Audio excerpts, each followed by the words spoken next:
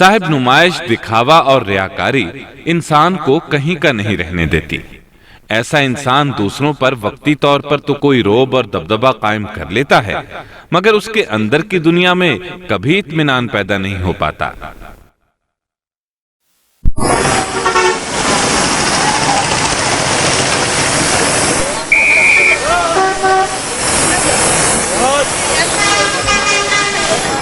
ارے یہ تو اپنا دوست خادم چلا جا رہا ہے بھئی، بہت جلدی میں ہیں۔ خادم خیر تو ہے، اور یہ تمہارے ہاتھ میں کارڈ کیسا ہے؟ کسی کی شادی میں شرکت کے لیے جا رہے ہو شاید۔ غلط سمجھے میرے بھائی۔ غلط سمجھا؟ اچھا تو پھر یہ دعوت نامہ 40ویں کا ہوگا۔ مجھے افسوس ہے تمہارا یہ اندازہ بھی دھرے کا دھرا رہ گیا۔ اوہو اچھا، تب پھر آخر تم کہاں جا رہے ہو؟ ایک قریبی دوست کے ہاں دعوت ہے، اس دعوت میں تم بھی شوق سے میرے ساتھ چل سکتے ہو۔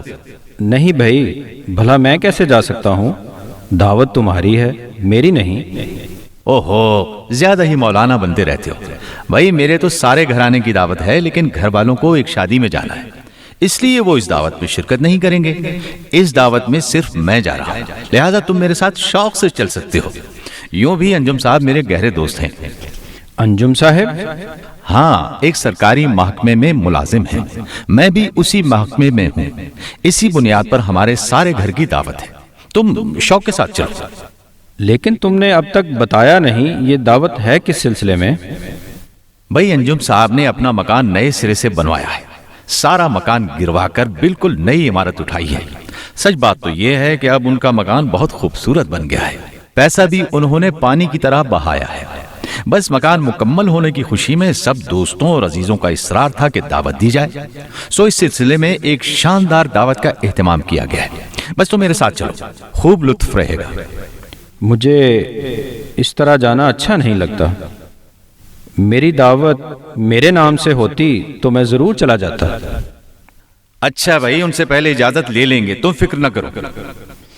اوکے، اگر تم ضد کرتے ہو تو میں چلتا ہوں، لیکن خیال رہے پہلے تم میرے لیے اجازت لوگے۔ فکر نہ کرو، تمہارے سامنے اجازت لی جائے گی۔ اچھا آج یوں ہی صحیح۔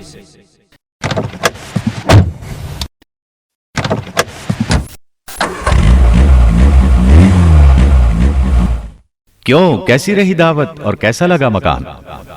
واقعی جو تم نے بتایا تھا اس سے بڑھ کر تھا۔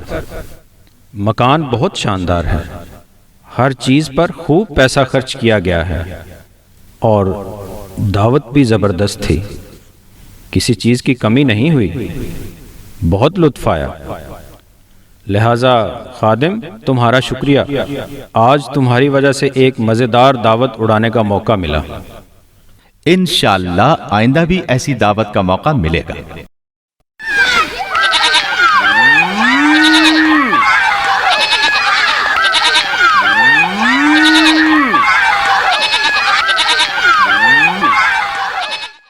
یہ کیا، آپ خالی ہاتھ آ گئے ہیں؟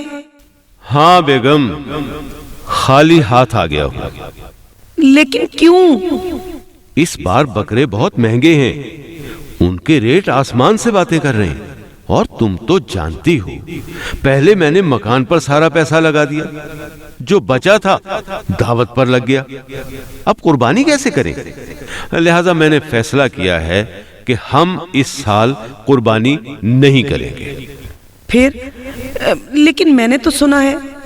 اوہو بیگم، میں نے بتایا نا، مکان پر بہت پیسہ لگ گیا، رہی صحیح کسر دعوت نے پوری کر دی، لہذا اس بار۔